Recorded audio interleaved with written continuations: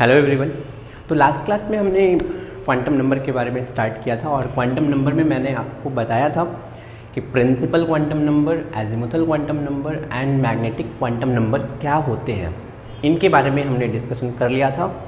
Clear है? तो fourth quantum number जो रिमेनिंग था, चलिए उसके बारे में स्टडी करते हैं। हेडिंग दीजिए फोर्थ क्वांटम नंबर।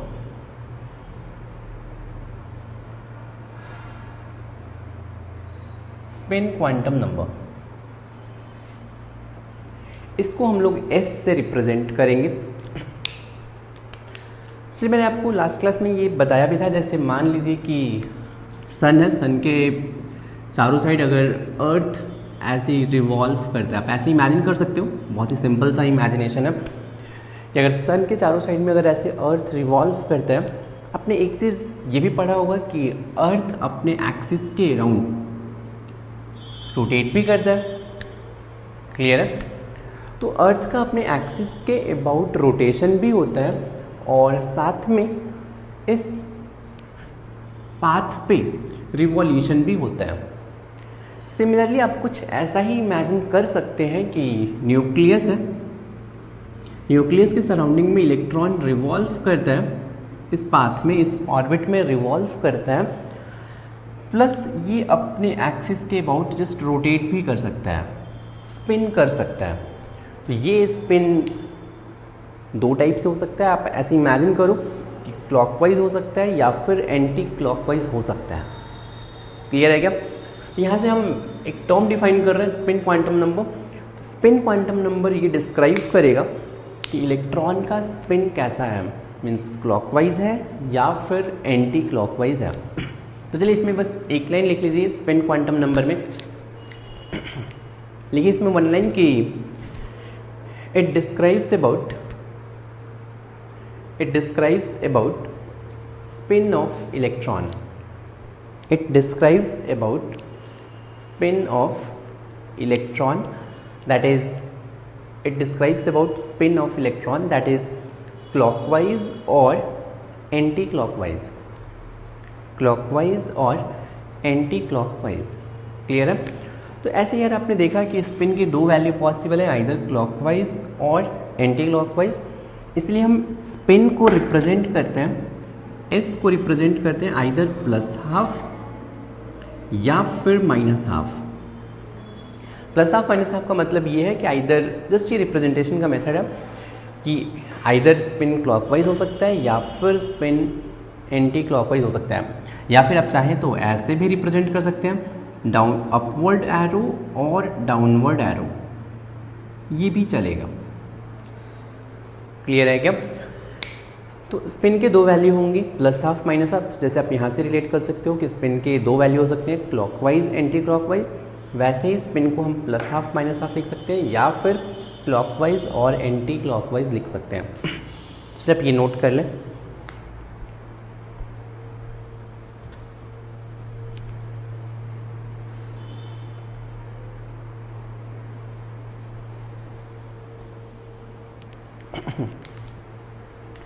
तो आपने यहाँ पे देखा कि स्पिन के दो वैल्यू होंगे।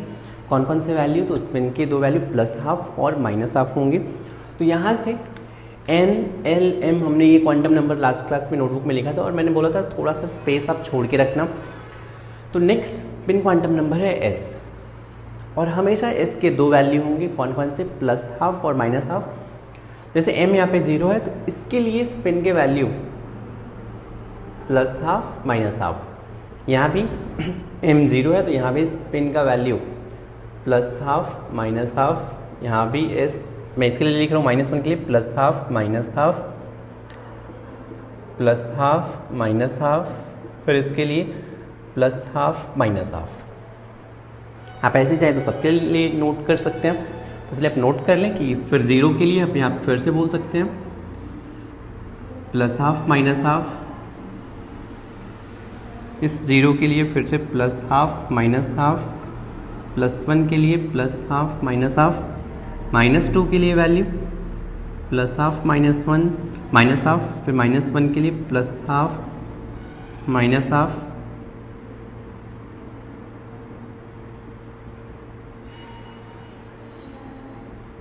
Plus half minus half. तो आप हमेशा किसी भी m के लिए आप s के दो वैल्यू लिख सकते हैं। जल्दी से आप ये नोट करिए, ये वाला पार्ट आपने इतना तो नोट किया ही होगा, राइट। इसके बाद जस्ट एक टेबल और बनाए नोटबुक में, वहीं पे मैंने जहाँ पे बोला था स्पेस छोड़ने के लिए, तो वहाँ पे आप s लिखें और ये प्लस हाफ माइनस हाफ के वैल्यू लिख लें।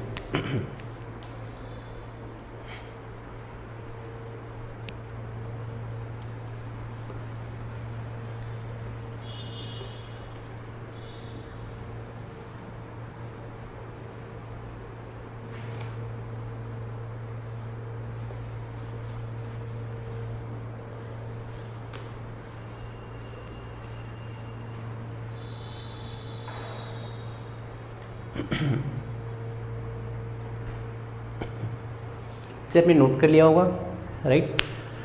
तो चलिए मैं एक बार आपको फिर से रिवाइज करवा दूं कि ये जो n है, n रिप्रेजेंट करता है ऑर्बिट को या फिर शेल को, l रिप्रेजेंट करता है सब ऑर्बिट या फिर सब शेल। फर्स्ट ऑर्बिट में 1 सबशेल होगा, सेकेंड ऑर्बिट में 2 सबशेल होगा, थर्ड ऑर्बिट में 3 सबशेल होंगे। क्लियर है। वैसे 0 सबशेल का नेम S होता है, 1 सबशेल का नेम P होता है, 2 सबशेल का नेम D होता है। ये जो M होता है, M रिप्रेजेंट करता है ऑर्बिटल को। मतलब S सबशेल में 1 ऑर्बिटल है, S सबशेल में 1 ऑर्बिटल है, P सबशेल में 3 ऑर्बिटल है। S सबशेल में आप देखेंगे फिर से 1 ऑर्बिटल है, P सबशेल में 3 ऑर्बिटल, D सबशेल में 5 ऑर्बिटल। क्लियर है। ये जो S है आप यहाँ से बोल सकते हो, यहाँ पे जितने भी वैल्यू होंगे ये नंबर ऑफ इलेक्ट्रॉन को रिप्रेजेंट करते हैं। मीन्स S ऑर्बिटल में 2 इलेक्ट्रॉन, इस S ऑर्बिटल में 2 इलेक्ट्रॉन, 1 P ऑर्बिटल में, ध्यान से सुनना, ये P सबशेल है, P सबशेल में 3 P ऑर्बिटल होंगे, P सबशेल में 3 P ऑर्बिटल होंगे। कौन कौन से, तो अब चाहो तो मैं लिख सकता हूँ कौन से, तो ये Px हो जाएगा, Pz हो जाएगा, Py हो सकता है। आप कुछ भी लिख सकते हो रैंडम, इसको Py भी दे सकते थे। तो P सबशेल में 3 P ऑर्बिटल होंगे। क्लियर है। और 1 P ऑर्बिटल में, ये मतलब Px ऑर्बिटल है, Px ऑर्बिटल में 2 इलेक्ट्रॉन, Pz ऑर्बिटल में 2 इलेक्ट्रॉन, Py ऑर्बिटल में 2 इलेक्ट्रॉन। तो इस पूरे P सबशेल में 3 ऑर्बिटल, कितने इलेक्ट्रॉन, 6 इलेक्ट्रॉन हो गया। क्लियर है। मतलब अगर मैं बात करूं तो पूरे सेकेंड शेल में कितने इलेक्ट्रॉन हो गया, तो टोटल 8 इलेक्ट्रॉन हो जाएंगे, राइट। फिर अगर आप ऐसे बात करें, S सबशेल में 1 ऑर्बिटल, इस ऑर्बिटल में 2 इलेक्ट्रॉन, P सबशेल में 3 ऑर्बिटल, इन तीनों ऑर्बिटल में कंबाइन करोगे तो 6 इलेक्ट्रॉन, D सबशेल में 5 ऑर्बिटल, 5 ऑर्बिटल में टोटल 10 इलेक्ट्रॉन।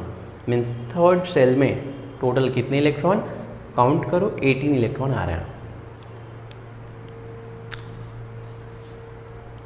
क्लियर है क्या। चलिए अपन चाहें तो कुछ फॉर्मूले बना सकते हैं। फॉर्मूले क्या होंगे अपने, कि जैसे मान लो फर्स्ट शेल में कितने सबशेल, 1, सेकेंड शेल में कितने सबशेल, 2, थर्ड शेल में कितने सबशेल, 3। तो पहला फॉर्मूला आप देख लें यहाँ पे, number of subshell in nth shell equals to n। Second shell में 2 सबशेल, थर्ड शेल में 3 सबशेल, फोर्थ शेल में 4 सबशेल। नेक्स्ट अगर मैं बात करूँ, देखो ये आप फर्स्ट शेल में कितने ऑर्बिटल, 1, सेकेंड शेल में कितने ऑर्बिटल, 4, थर्ड शेल में कितने ऑर्बिटल, काउंट करो ये टोटल, तो थर्ड शेल में टोटल 9 ऑर्बिटल है। तो थर्ड शेल में 9 ऑर्बिटल, कुछ समझ में आया। फर्स्ट शेल में 1, सेकेंड शेल में 4, थर्ड शेल में 9, मीन्स स्क्वायर हो रहा है। मीन्स मैं बोल सकता हूँ कि number of orbital in a shell equals to n square. Clear है? फिर आगे बात कर लेते हैं। अगर मैं देखोगे कि number of orbital in subshell कितना होगा, किसी सबशेल में नंबर ऑफ ऑर्बिटल कितना होता है, तो मैंने ये फॉर्मूला पहले ही आपको पढ़ाया था कि number of orbital in a subshell will be equal to, तो ये फॉर्मूला होता था 12+1। कुछ याद आया? 12+1 is number of orbital in a subshell. P subshell के लिए एल का वैल्यू 1 होगा। एल का वैल्यू अगर आप यहाँ पे 1 पुट करेंगे तो नंबर ऑफ ऑर्बिटल कितना हो जाएगा? 2 × 1+1 कितना हो जाएगा? 3 हो जाएगा। तो चलिए आपको सबशेल इन शेल मिल गया, number of orbital in a shell मिल गया, number of orbital in subshell मिल गया। आगे की बात कर लेते हैं। Number of electron in n orbital, ये कितना होता है? ये 2 होता है। 1 ऑर्बिटल में 2 इलेक्ट्रॉन, 1 ऑर्बिटल में हमेशा 2 इलेक्ट्रॉन होंगे। तो अगर 1 ऑर्बिटल में 2 इलेक्ट्रॉन, तो आप बता दो कि number of electron in a shell ये कितना हो जाएगा? तो 1 शेल में कितने ऑर्बिटल? तो number of orbital in a shell n² होता है। तो 1 ऑर्बिटल में n² ऑर्बिटल, 1 शेल में n² ऑर्बिटल, 1 ऑर्बिटल में 2 इलेक्ट्रॉन, तो number of electron in a शेल कितना हो जाएगा? 2n²। क्लियर है? चलिए एक और formula, number of electron in a subshell, ये कितना हो जाएगा? तो number of electron in a subshell will be, देखिए 1 सबशेल में 12+1 ऑर्बिटल होते हैं एंड 1 ऑर्बिटल में 2 इलेक्ट्रॉन। तो 1 सबशेल में कितने इलेक्ट्रॉन? तो जस्ट इसका डबल कर दो यार, 2 × 12+1। मतलब ये मैंने जो भी फॉर्मूले लिखी है बस इसके बेसिस पे ही मैंने लिखा है। क्लियर है क्या? नोट कर लीजिए।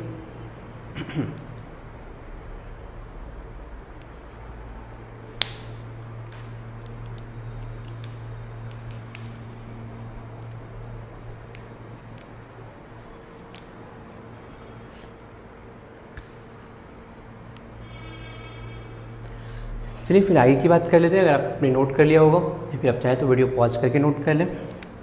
अगर मैं आपसे बोलूं कि मेरे पास ये सबशेल है और यहाँ पे नंबर ऑफ इलेक्ट्रॉन है,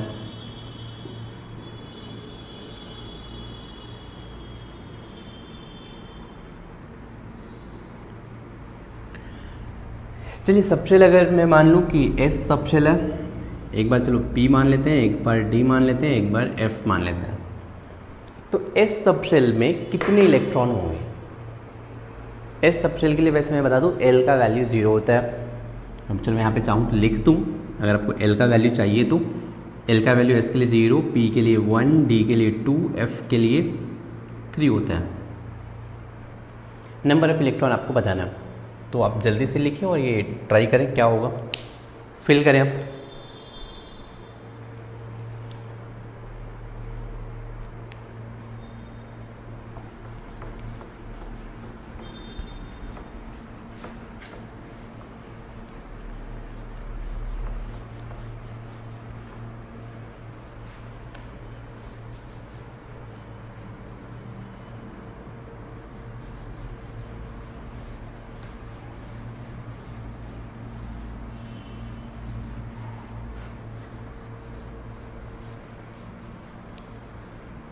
तब तक से मैं नेक्स्ट क्वेश्चन लिख रहा हूँ आपके लिए।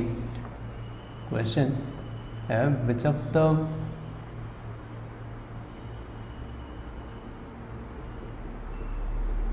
Following set of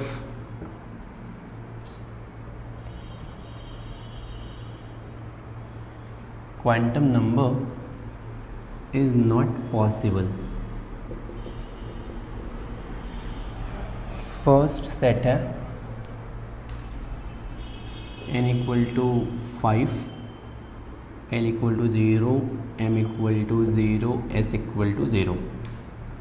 second set है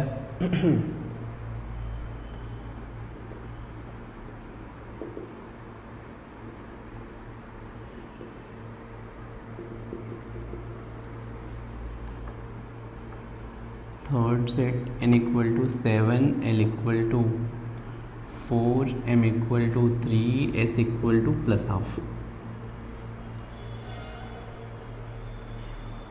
फोर्थ सेट है n इक्वल टू मान लेते हैं 3, l equal to 3, m equal to 2, s equal to minus half.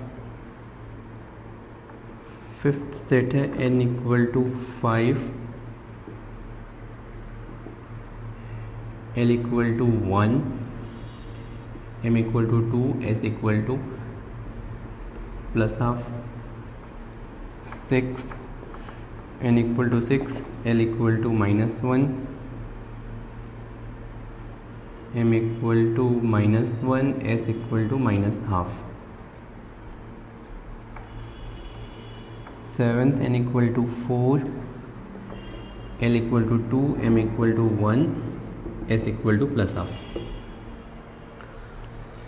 तब तक सब ये लिखे प्रॉब्लम और मैं आपको बता रहा हूँ क्या होगा। तो देखिए यहाँ पे अगर आप देखेंगे इसका सॉल्यूशन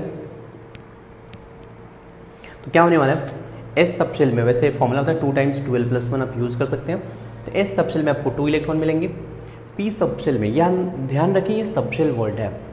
पी सबशेल में 2 इंटू 12 प्लस 1, एल का वैल्यू 1 है तो 12 प्लस 1 3 हो जाएगा, 3 इंटू 2 6 हो जाएगा। डी में कितने इलेक्ट्रॉन 10, एफ में कितने 14। तो एस में मैक्सिमम 2 इलेक्ट्रॉन हो सकते हैं, पी में मैक्सिमम 6 इलेक्ट्रॉन हो सकते हैं, डी में मैक्सिमम 10 इलेक्ट्रॉन हो सकते हैं एंड एफ में मैक्सिमम 14 इलेक्ट्रॉन हो सकते हैं। क्लियर है इतना? तो ये आप थोड़ा ध्यान रखें और ये आपको लर्न होना चाहिए। एस में मैक्सिमम इलेक्ट्रॉन 2 हो सकते हैं, पी सबशेल में मैक्सिमम इलेक्ट्रॉन 6 हो सकते हैं, डी सबशेल में मैक्सिमम इलेक्ट्रॉन 10 हो सकते हैं, एफ सबशेल में मैक्सिमम इलेक्ट्रॉन 14 हो सकते हैं। ये आपको याद होना चाहिए। चलिए आपको ये याद है, अब इस प्रॉब्लम पे आते हैं। आप ये जल्दी से प्रॉब्लम नोट करें, फिर मैं सॉल्व कैसे करना है मैं आपको एक सॉल्व करके बता रहा हूँ, बाकी आपको चेक करना है। जल्दी से नोट करें।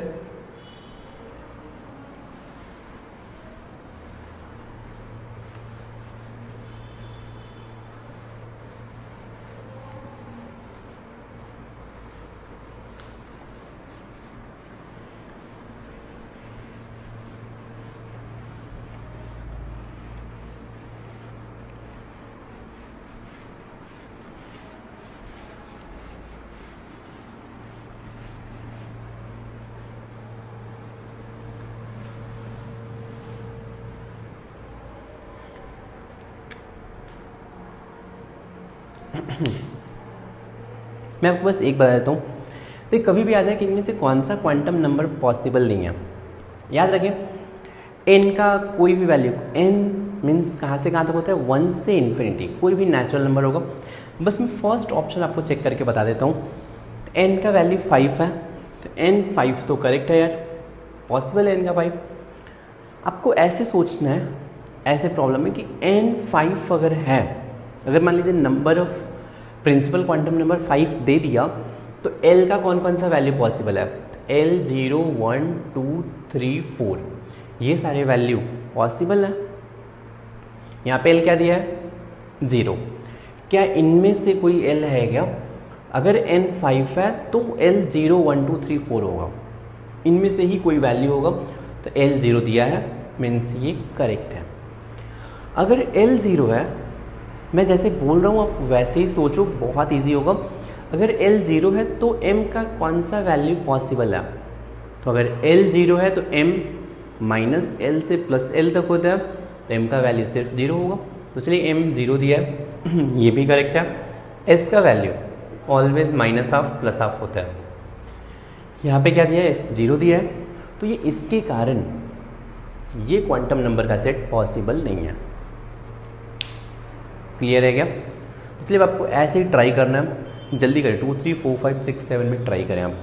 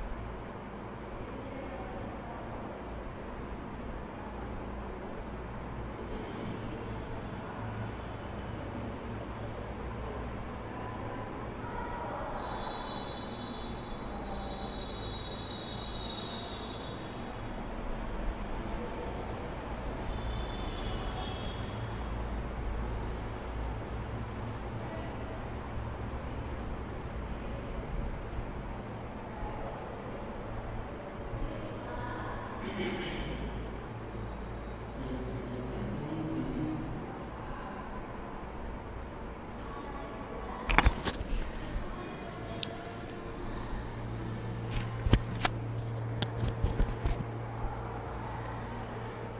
होप आपने ट्राई कर लिया होगा। चलिए चेक करते हैं कौन से वैल्यू इसमें से पॉसिबल है, कौन से वैल्यू पॉसिबल नहीं है। ये वैसे मोर देन वन भी करेक्ट हो सकता है, ठीक ना।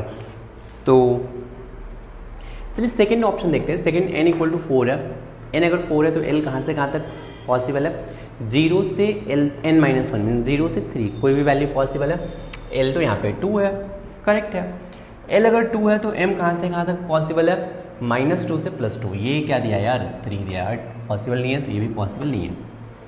थर्ड देखते हैं n इक्वल टू 7, तो l 0 से लेके 6 तक पॉसिबल है, तो l 4 है, करेक्ट है।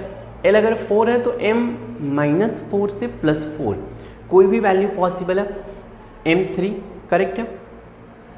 s का वैल्यू ऑलवेज +½ या फिर -½ होता है, तो ये +½ है, मीन्स ये थर्ड में कोई प्रॉब्लम नहीं है, थर्ड करेक्ट है। फोर्थ चेक कर लें। n अगर 3 है तो l 0 से 2 होगा सर, ये तो l 3 दिया है, इसलिए ये इनकरेक्ट है, मीन्स ये वैल्यू नहीं हो सकता। फिफ्थ n अगर 5 है तो l 0 से लेके 4 तक कोई भी वैल्यू हो सकता है, ये 1 0 से 4 के बीच में है। अगर l 1 हो गया, आपको ये नहीं सोचना है कि l 0 से 4 तक तो m 2 पॉसिबल था या नहीं, ऐसा नहीं सोचना है। n 5 है तो l 0 से लेके 4 तक कोई वैल्यू पॉसिबल है। अब मैंने l फिक्स कर दिया 1। अब अगर l 1 हो गया तो m 2 कभी होगा क्या? अगर l 1 है तो m का वैल्यू, अब आप इस पे ना जाएं, सिर्फ इससे ये डिसाइड करें, l से आप m डिसाइड करें। l का वैल्यू 1 है तो m का वैल्यू -1 से +1 के बीच में होगा। ये तो 2 दिया यार, इसलिए ये नहीं पॉसिबल है, फिफ्थ भी इनकरेक्ट है। n 6 है, l 0 से 5 होगा, लेकिन यहाँ पे l -1 दिया है, ये इनकरेक्ट है, इसलिए सिक्स भी पॉसिबल नहीं है। सेवेंथ देखें, n अगर 4 है तो l 2 है, करेक्ट है। l अगर 2 है तो m 1 है, ये भी करेक्ट है। s +½ है, मीन्स ये भी करेक्ट, मीन्स 3 और 7 करेक्ट थे, बाकी सारे ही वैल्यू पॉसिबल नहीं है। क्लियर है इतना? तो चलिए अपन अब नेक्स्ट क्वेश्चन पे आते हैं। लिखिए अब क्वेश्चन की, find all values of n and l for which n plus l, for which first question n plus l equal to 4, second question n plus l equals to 7। Means आपको n और l के सारे value find करने हैं, जिसके लिए n plus l 4 हो और n plus l 7 हो। ट्राई करें।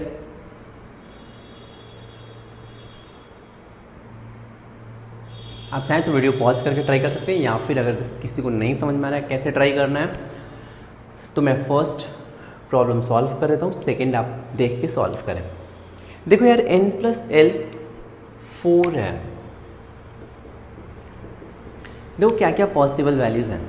n ऑलवेज नेचुरल नंबर होगा, स्टार्ट करते हैं 4 से। अगर n 4 है, l 0 होगा, तभी 4 + 0 4 होगा।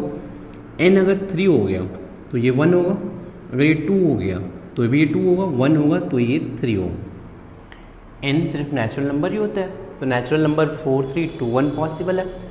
इनमें से देखेंगे n अगर 4 है तो l 0 ये करेक्ट है, n अगर 3 है l 1 है, ये भी करेक्ट है।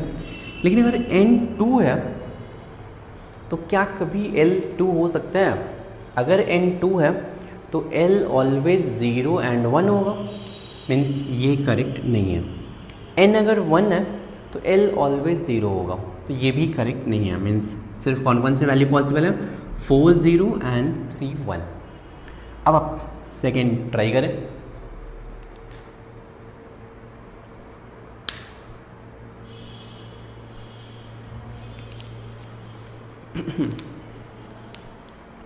आई होप आपका आंसर आ गया होगा। जल्दी थोड़ा ट्राई करें आप n plus L equal to 7 के लिए।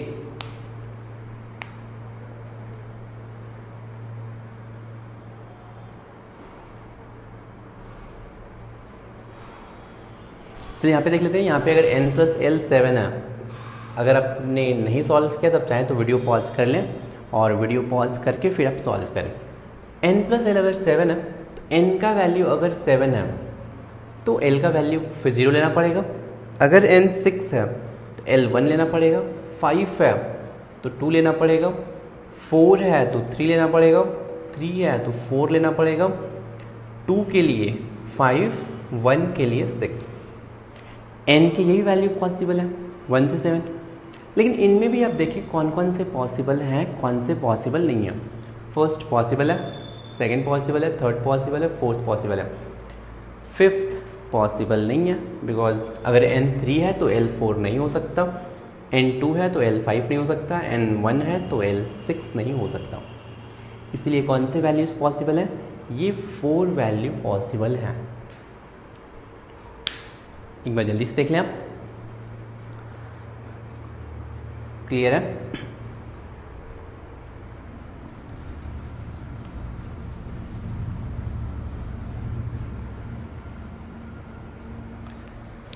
चलिए आपको नेक्स्ट क्वेश्चन है, find value of n and l for first 1s और subshell, second 2p, third 4f, fourth 4d। इनके लिए आपको n और l का वैल्यू फाइंड करना है। मतलब क्या है कि आपको 1s के लिए n क्या होगा, चलिए मैं यहाँ पे n बताता हूँ, यहाँ पे l बता देता हूँ। बोलिए 1s के लिए n क्या होगा, l क्या होगा। मतलब बहुत ही सिंपल सा क्वेश्चन है। बस मैं आपको इसलिए प्रॉब्लम दे रहा हूँ क्योंकि आपको किसी भी ऑर्बिटल के लिए, किसी भी सबशेल के लिए n और l याद होना चाहिए। ये क्या रिप्रेजेंट करता है? ये n को रिप्रेजेंट करता है। मीन्स इसके लिए 1s के लिए n 1 हो जाएगा। इस सबशेल है, इस सबशेल के लिए l का वैल्यू 0 होगा। 2p के लिए n 2 होगा। अगर आप थोड़ा सा लेक्चर ध्यान से देखें तो बहुत सिंपल प्रॉब्लम है। n 2p के लिए n 2, l क्या होगा? SPDF l 0 1 2 3, तो p का वैल्यू 1 होगा। 4f के लिए n 3, l क्या होगा? 3 होगा। Sorry n 4 l 3। 4d के लिए n 4 और l क्या होगा? 2 होगा। देख लीजिए एक बार। आई होप आपको किसी को भी डाउट नहीं आना चाहिए। जब एक नोट में और पॉइंट ऐड कर सकते हैं, इतना में अपना काम चल जाएगा, ठीक ना। हमने देखा था एंगुलर मोमेंटम। तो एंगुलर मोमेंटम ऑफ ऑर्बिट होता था। ऑर्बिट का एंगुलर मोमेंटम nh/2π होता है। याद रखें, कभी भी पूछे कि फर्स्ट ऑर्बिट का एंगुलर मोमेंटम, कंफ्यूज नहीं होना है, आपको जस्ट फॉर्मूला यूज़ करना है nh/2π। Orbital angular momentum, s orbital का एंगुलर मोमेंटम, p ऑर्बिटल का एंगुलर मोमेंटम, तो आपको यूज़ करना है h/2π into l into l+1। याद है आपको? h/2π l इंटू l+1, ये है ऑर्बिटल एंगुलर मोमेंटम। एक और ऑर्बिटल एंगुलर मोमेंटम एक और होता है। मैंने बोला कि इलेक्ट्रॉन स्पिन करता है। आप देखो कि इलेक्ट्रॉन ऐसे ऑर्बिट में तो रिवॉल्व करता है, सर्कुलर पाथ में रिवॉल्व करता है, साथ में मैंने बोला कि इलेक्ट्रॉन स्पिन भी करता है अपने एक्सिस के अबाउट। इस स्पिनिंग के कारण एक और मोमेंटम आता है, इसको बोलते हैं स्पिन एंगुलर मोमेंटम, ठीक। और इस स्पिन एंगुलर मोमेंटम का वैल्यू होता है h/2π square root of s into s+1।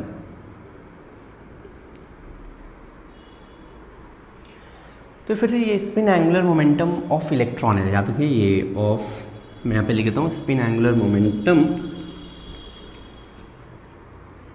Of electron. ये h/2π√s into S plus one है। मतलब ये किसी भी पार्टिकल के लिए, सिर्फ इलेक्ट्रॉन के लिए नहीं, h/2π√s into S plus one होता है। किसी भी पार्टिकल के लिए बोल रहा हूँ मैं, इलेक्ट्रॉन है और आप और भी पढ़ोगे पार्टिकल। अभी अपन सब एटॉमिक पार्टिकल के बारे में हम डिस्कस नहीं करने जा रहे हैं, हम अभी तीन ही जानते हैं, प्रोटॉन, इलेक्ट्रॉन, न्यूट्रॉन। वैसे बहुत सारे होते हैं, ठीक है। तो सबके लिए स्पिन एंगुलर मोमेंटम का फॉर्मूला यही है, ये जो s का वैल्यू है ये सबके लिए चेंज हो जाएगा। लेकिन अगर इलेक्ट्रॉन है तो इलेक्ट्रॉन के लिए मैं लिख सकता हूँ यहाँ पे, फॉर इलेक्ट्रॉन s का वैल्यू फिक्स होता है, s इक्वल्स टू हाफ। किसी पार्टिकल के लिए s का वैल्यू 1 भी होता है, किसी और पार्टिकल के लिए s का वैल्यू 2 भी होता है, किसी के लिए 0 भी होता है। लेकिन हमें सिर्फ यहाँ पे एटॉमिक स्ट्रक्चर में 11th स्टैंडर्ड में सिर्फ हमें इलेक्ट्रॉन का स्पिन एंगुलर मोमेंटम चाहिए, और इसके लिए s का value always always always half होता है। तो अगर आप चाहें तो हाफ का अगर वैल्यू पुट करें यहाँ पे, half into half plus one, तो ये कितना हो जाएगा? अगर अपन सॉल्व करें तो ये हो जाएगा h/2π को मैं h क्रॉस लिख सकता हूँ, h cross square root of half into half plus one 3/2, ये 3/4 हो गया। मीन्स मैं इसको लिख सकता हूँ इक्वल्स टू √3/2 h क्रॉस। तो इलेक्ट्रॉन का स्पिन एंगुलर मोमेंटम कांस्टेंट होता है, √3/2 h क्रॉस होता है। तो ये भी आप ध्यान में रख सकते हैं, नोट कर लीजिए।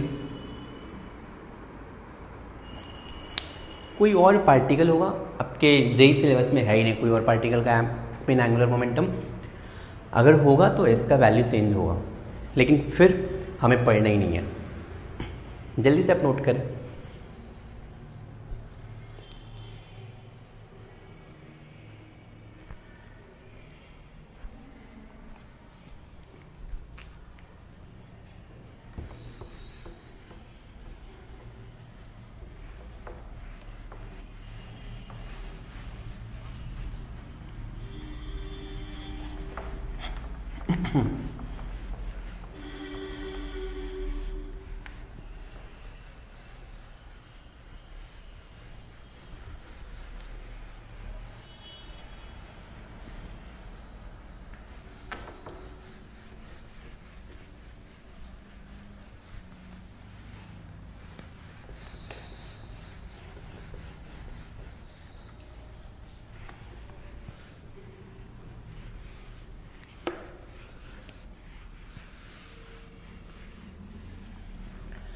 चलिए अपन अब नेक्स्ट टॉपिक पे आते हैं, क्वांटम नंबर के बाद।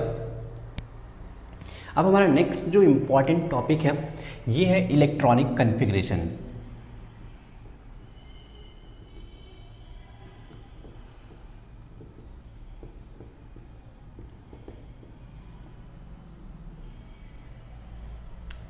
तो चलिए हेडिंग दिया आप सब लोग, इलेक्ट्रॉनिक कन्फिग्रेशन।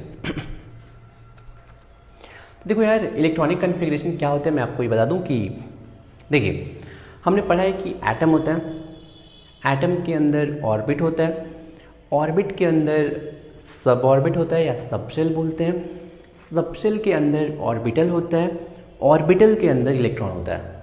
कुछ नहीं समझ में आया होगा, कोई बात नहीं। अभी ये ऑर्बिटल, सब ऑर्बिट्स और शेल क्या होते हैं इनका फील आ जाएगा आपको, थोड़ा सा पेशेंस रखें।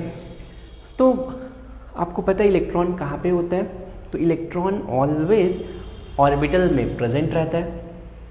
क्लियर है? तो अब हमें ये फाइंड करना है कि एटम के अंदर इलेक्ट्रॉन होता है और वो इलेक्ट्रॉन ऑर्बिटल में प्रेजेंट रहता है। तो अब ऑर्बिटल में प्रेजेंट कैसे होता है, मीन्स डिस्ट्रीब्यूशन क्या होता है, मीन्स एस ऑर्बिटल में कितने इलेक्ट्रॉन होंगे, पी ऑर्बिटल में कितने इलेक्ट्रॉन होंगे। पहले इलेक्ट्रॉन मान लीजिए कि आपके पास सोडियम है, लेट्स से सोडियम के पास आपको पता है एटॉमिक नंबर 11 है, तो यहाँ पे टोटल नंबर ऑफ इलेक्ट्रॉन 11 है। अब ये इलेक्ट्रॉन एटम में कैसे डिस्ट्रीब्यूटेड है ये आपको फाइंड करना है। इसके लिए आपको इलेक्ट्रॉनिक कन्फिग्रेशन आना चाहिए। तो चलिए इस टॉपिक का पर्पस के पहले एक लाइन लिख लीजिए आप इसमें कि the distribution of electron in orbital of an atom, the distribution of electron in orbital of an atom, the distribution of electron in orbital of atom is called electronic configuration. तो यार अब doubt आएगा कि हम electronic configuration हम लोग लिखेंगे कैसे। तो इसके लिए इलेक्ट्रॉनिक कन्फिग्रेशन रिप्रेजेंट करने के लिए मीन्स लिखने के दो मेथड है जो हम अभी यूज करने वाले हैं। तो रिप्रेजेंटेशन, एक तो शायद आपने बचपन में ऐसे पढ़ा होगा कि इसका इलेक्ट्रॉनिक कन्फिग्रेशन 281 पढ़ा होगा, याद है। तो ये तो चलो ठीक है, आपने 10th क्लास तक पढ़ा होगा। लेकिन मैं आपको बता दूं कि सोडियम का इलेक्ट्रॉनिक कन्फिग्रेशन अपन लिखते हैं 1s2, 2s2, 2p6, 3s1, right. तो इसका मतलब ये है कि ये 1 आपको समझ में आ रहा होगा। 1 मीन्स ये फर्स्ट शेल है, फर्स्ट शेल। ये 2 मीन्स सेकेंड शेल, ये 2 मीन्स सेकेंड शेल, ये 3 means third shell. S means S subshell, इधर P means P subshell. ये जो रिप्रेजेंट करता है, अभी आप सुनते जाएं, कैसे लिखना है अपन यही सीखने वाले हैं, ये हमारा पर्पस है। तो मैंने कैसे लिखा, आप इस पर ना जाएं, सिर्फ इसमें टर्म्स कौन कौन से हैं मैं आपको ये बता रहा हूँ। ये जो 2 रिप्रेजेंट कर रहा है, ये 2 का मतलब है 2 इलेक्ट्रॉन प्रेजेंट हैं S सब शेल में। ये 2 का मतलब है 2 इलेक्ट्रॉन प्रेजेंट है 2s सब शेल में। 6 का मतलब है 6 इलेक्ट्रॉन प्रेजेंट हैं 2p सब शेल में। इस 1 का मतलब है 1 इलेक्ट्रॉन प्रेजेंट है 3s सब शेल में। क्लियर है। तो हम एक मेथड तो अपन ये यूज़ करने वाले हैं यार कि रिप्रेजेंटेशन फर्स्ट हम जो यूज़ करेंगे कुछ ऐसा, लेट्स से N1SA, मैं जस्ट जनरल लिख रहा हूँ, लेट्स से N2PB, N3DC, कुछ ऐसा है। SPD कुछ लिखा रहेगा, S के आगे कुछ लिखा रहेगा, S के पावर में कुछ लिखा रहेगा, कुछ आप इनसे कंपेयर करें। ये जो N1, N2, N3 है, N1, N2, N3, ये क्या रिप्रेजेंट करते हैं आपको आना चाहिए। उससे कंपेयर करिए और सोचिए N1, N2, N3 क्या रिप्रेजेंट करता है। सोचिए ये जो कांस्टेंट है 1, 2, 2, 3, इसी को मैं N1, N2, N3 बोल रहा हूँ। ये N1, N2, N3 क्या होते हैं, ये होते हैं प्रिंसिपल क्वांटम नंबर, याद है, या फिर ऑर्बिट नंबर बोल सकते हो। SPD तो सब शेल है, चलिए यहाँ पे SPD और सब शेल। और ये ABC क्या रिप्रेजेंट करता है, सोचिए ABC क्या रिप्रेजेंट करता है। 2, 2, 2, 6, 1 क्या रिप्रेजेंट करते हैं, तो number of electron in subshell. Clear है। मीन्स P सब शेल में कितने इलेक्ट्रॉन है, 6 इलेक्ट्रॉन है। S सब शेल में कितने इलेक्ट्रॉन है, 1 इलेक्ट्रॉन है। S सब शेल में कितने इलेक्ट्रॉन है, 2 इलेक्ट्रॉन है। तो यहां से ABC रिप्रेजेंट करता है नंबर ऑफ इलेक्ट्रॉन इन सब शेल। तो हम लोग 1 मेथड, पहले फर्स्ट मेथड ये सीखने वाले हैं। सेकेंड मेथड एक और सीखेंगे अपन, ये भी अपने काम का है, इसको बोलते हैं ऑर्बिटल डायग्राम। अपन ऑर्बिटल डायग्राम भी बनाएंगे।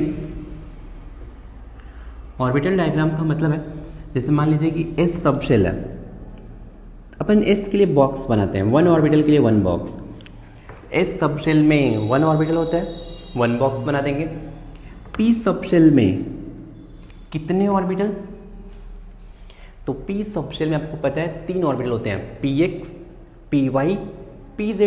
तो P सब शेल के लिए मैं ऐसे 3 बॉक्स बना दूंगा, मतलब ये एक ऑर्बिटल Px, Py, Pz कोई भी ले सकते हैं। ये ऑर्बिटल है, ऑर्बिटल के अंदर अपन इलेक्ट्रॉन फिल करेंगे। कैसे करेंगे सीखना है हमें। डी सब शेल में कितने ऑर्बिटल, 5 ऑर्बिटल। तो मुझे ऐसे 5 बॉक्स बनाना पड़ेगा। 1 2 3 4 5 5 बॉक्स मीन्स डी सबशेल में 5 डी ऑर्बिटल हैं। अब इनमें इलेक्ट्रॉन कैसे फिल करते हैं, ऐसे इलेक्ट्रॉनिक कन्फिग्रेशन कैसे लिखते हैं, ये NS1 NP N3 DC ये इलेक्ट्रॉनिक कन्फिग्रेशन कैसे लिखते हैं, ये हमारा टॉपिक है और हम यही सीखने वाले हैं। क्लियर है क्या? तो चलिए जल्दी से आप नोट कर लें रिप्रेजेंटेशन क्या क्या हम सीखने वाले हैं। तो हम 2 मेथड से इलेक्ट्रॉनिक कन्फिग्रेशन हम लोग सीखेंगे, राइट? नोट कर लीजिए।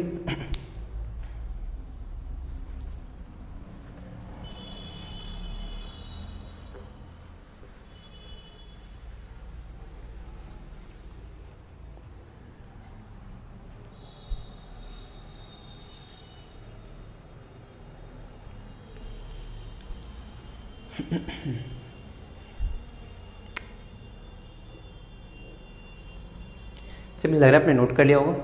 ऑलराइट, अब चलिए बात करते हैं कि इलेक्ट्रॉन को फिल करना आपको ऑर्बिटल में, राइट? तो ये ऑर्बिटल में फिल होने के लिए कुछ रूल्स हैं, कुछ प्रिंसिपल हैं जिनको ये फॉलो करते हैं। ऑलराइट, तो यार ये कौन कौन से प्रिंसिपल है तो मैं आपको बता दूं, शायद आपने बचपन में पढ़ा भी होगा। फर्स्ट प्रिंसिपल आपने पढ़ा होगा, ऑफ बॉ प्रिंसिपल, ऑफ बॉ प्रिंसिपल। सेकेंड प्रिंसिपल आपने पढ़ा होगा, कौन सा पढ़ा था? लिखना मत अभी, मैं आपको टाइम दूंगा।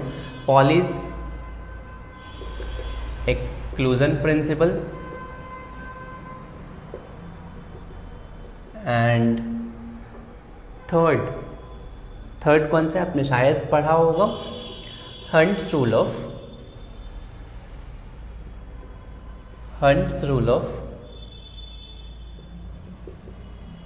Maximum multiplicity. तो ये 3 रूल फॉलो करते हैं इलेक्ट्रॉनिक कन्फिग्रेशन में। अपने को ये 3 रूल जानना है। तो चलिए एक लाइन लिखिए कि द फीलिंग मतलब फील वाला नहीं, ये the feeling of electron,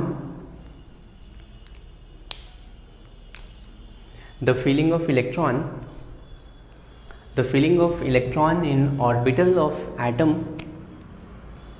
the feeling of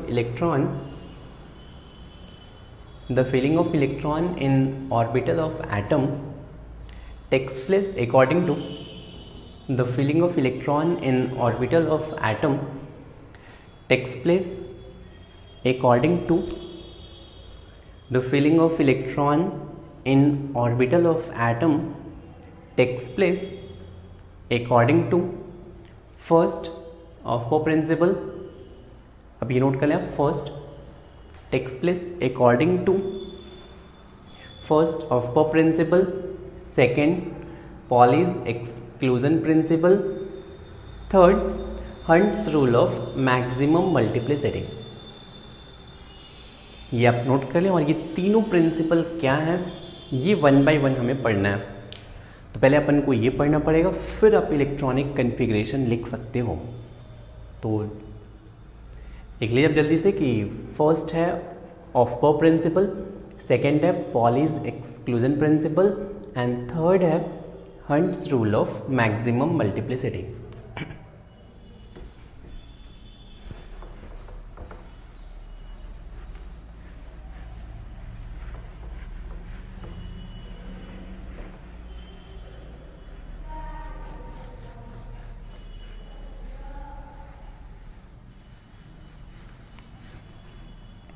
तो जब अपन 1 बाय 1 करके स्टडी करते हैं तो सबसे पहले हेडिंग दीजिए ऑफ बॉ प्रिंसिपल।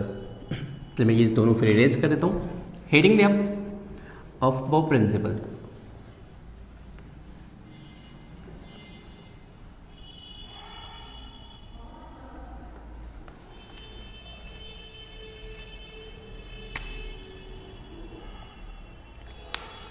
चलिए यहाँ पे देखते हैं ऑफ बॉ प्रिंसिपल क्या है।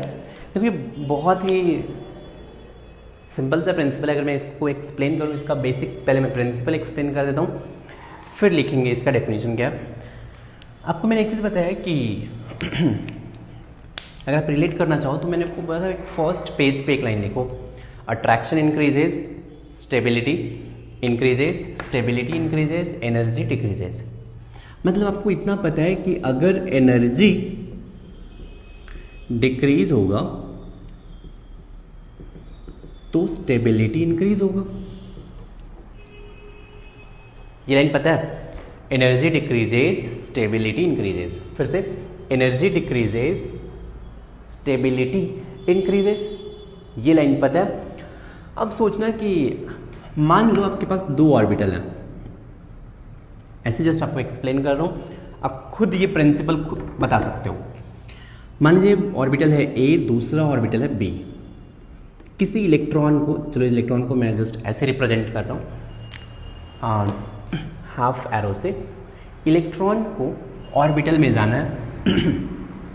अब डाउट है कि ये ऑर्बिटल नंबर ए में जाए या ऑर्बिटल नंबर बी में जाए। तो फिर से इलेक्ट्रॉन उस ऑर्बिटल में जाएगा जिसमें ये स्टेबल होगा। यार अगर मान लो अगर ऑर्बिटल ए में गया और आपको समझ में आ रहा है कि नहीं ऑर्बिटल ए में जाने के बाद ये स्टेबल है, तो ऑर्बिटल ए में जाएगा। क्लियर है? अब डाउट आएगा कि अपन कैसे डिसाइड करें किस में स्टेबल है, कौन से ऑर्बिटल में इलेक्ट्रॉन जाए तब इलेक्ट्रॉन स्टेबल होगा। तो क्लियर सर, मान लीजिए आपको पता है कि energy of A orbital is less than B orbital. Means आपको पता है लेट्स से ये डेटा कि orbital number A and orbital number B में ऑर्बिटल ए का एनर्जी कम है और बी का एनर्जी ज़्यादा है। तो अगर इलेक्ट्रॉन ए में जाएगा तो ए का एनर्जी कम है, स्टेबिलिटी ज़्यादा होगा। मीन्स इलेक्ट्रॉन अगर ऑर्बिटल ए में जाएगा तो इलेक्ट्रॉन स्टेबल होगा। क्लियर है? मतलब अगर आपके पास दो ऑर्बिटल हैं और आपको डिसाइड करना है कौन से ऑर्बिटल में इलेक्ट्रॉन को फिल करें, तो जिस ऑर्बिटल का एनर्जी कम होगा उस ऑर्बिटल में इलेक्ट्रॉन जाएगा। क्लियर है? क्योंकि जिस ऑर्बिटल का एनर्जी कम होगा वो ऑर्बिटल में इलेक्ट्रॉन गया तो स्टेबल होगा। सेम प्रिंसिपल, ये ऑफ प्रिंसिपल यही बोलता है कि अगर इलेक्ट्रॉन को फिल करना है, बहुत सारे ऑर्बिटल हैं, तो जिस ऑर्बिटल का एनर्जी सबसे कम है उस ऑर्बिटल में पहले इलेक्ट्रॉन जाएगा। क्या फ़ायदा होगा? अगर एनर्जी कम है ऑर्बिटल का तो वहाँ पे स्टेबिलिटी सबसे ज़्यादा होगा। क्लियर है क्या? तो वो प्रिंसिपल क्या बोलते हैं, इलेक्ट्रॉन कौन से ऑर्बिटल में जाएगा, जिस ऑर्बिटल का एनर्जी सबसे कम होगा। यहाँ तक तो क्लियर है? फिर आपको डाउट आएगा कि कौन से ऑर्बिटल का एनर्जी कम होगा, कौन से ऑर्बिटल का एनर्जी ज़्यादा होगा, ये हम लोग कैसे डिसाइड करेंगे। डाउट समझ में आया? आपको ये थियरी तो समझ में आ गया कि जिस ऑर्बिटल का एनर्जी कम है उस ऑर्बिटल में इलेक्ट्रॉन जाएगा पहले। लेकिन अब ऑर्बिटल का एनर्जी ऑर्डर कैसे डिसाइड करेंगे, तो ये जानने के लिए 2 मिनट वेट करते हैं, पहले ये स्टेटमेंट लिखते हैं। राइट, तो चलिए स्टेटमेंट लिखिए ऑफ बो प्रिंसिपल का।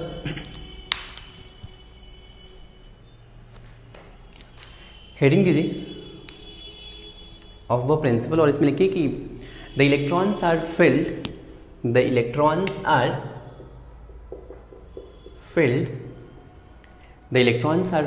into orbital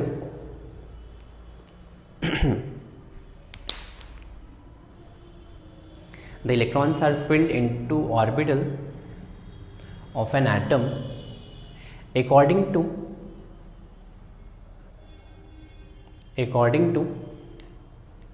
increasing order of energy of orbital.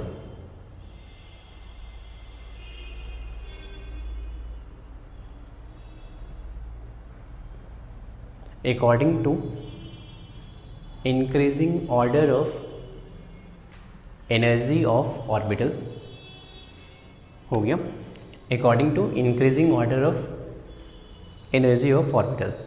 या फिर आप इसको ऐसे भी लिख सकते हैं कि इलेक्ट्रॉन लोअर एनर्जी ऑर्बिटल में पहले जाएगा। क्लियर है? तो चाहे तो आप एक स्टेटमेंट और भी लिख सकते हैं आप ऐसे ही, दैट इज करके लिख लो, दैट इज समझने के लिए कि electrons will be filled, electrons will be filled in lower energy orbital first. Electrons will be filled in lower energy orbital first. पहले लोअर एनर्जी ऑर्बिटल में इलेक्ट्रॉन फिल होगा, बाद में हायर एनर्जी ऑर्बिटल में जाएंगे। तो इतना तो समझ में आया कि लोअर एनर्जी ऑर्बिटल में इलेक्ट्रॉन फिल होगा। अब डाउट आएगा कि एनर्जी ऑफ ऑर्बिटल कैसे डिसाइड करेंगे। तो चलिए इसके लिए आपको एक रूल ध्यान में रखना पड़ेगा, N+L रूल। तो चलिए अब नोट कर लीजिए कि the energy of orbital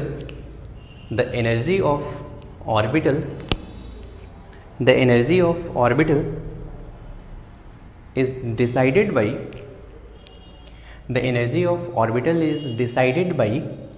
N+L rule. The energy of orbital is decided by N+L rule. अब ये N+L rule क्या है? तो N+L rule ये बोलता है कोई भी आपको ऑर्बिटल दे दे, आपसे पूछे कि उसका एनर्जी कंपेयर करो। लेट्स से दो ऑर्बिटल हैं, दोनों का एनर्जी कंपेयर करना है। तो आप दोनों का N और L का वैल्यू लिखो, N+L ऐड करो, जिसका N+L कम होगा उसका एनर्जी भी कम होगा। मीन्स फिर से बोल रहा हूँ, अगर आपको दो ऑर्बिटल दे दे, दोनों का एनर्जी कंपेयर करना है, तो दोनों के आप N और L के वैल्यू लिख लो। यहाँ पे दोनों के N+L को ऐड करो, कुछ वैल्यू मिलेगा, N+L को ऐड किया, कुछ वैल्यू मिल गया। जिस ऑर्बिटल का N+L कम होगा उस ऑर्बिटल का एनर्जी भी कम होगा। कुछ केसेज ऐसे भी आ सकते हैं जब N+L एग्जैक्टली सेम हो जाए। तो ऐसे सिचुएशन में अगर N+L सेम हो गया, फिर हम लोग देखेंगे जिसका N मिनिमम होगा। अगर N+L सेम हो गया तो जिसका N मिनिमम है उसका एनर्जी मिनिमम होगा। तो फिर से N+L में अगर पहले N+L देखेंगे, जिसका N+L कम होगा उसका एनर्जी मिनिमम होगा।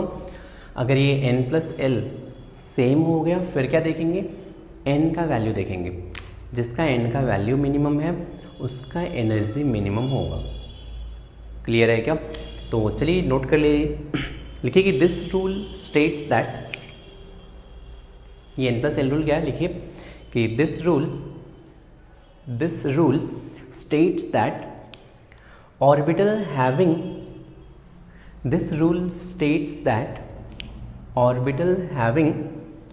lower value of N+L, this rule states that orbital having lower value of N+L will have lower energy.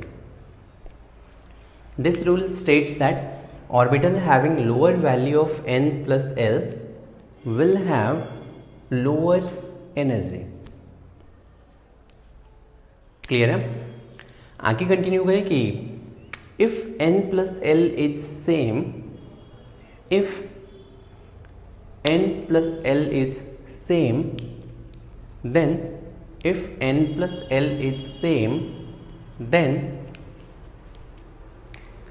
then orbital having lower value of N, then orbital having lower value of N will have lower energy.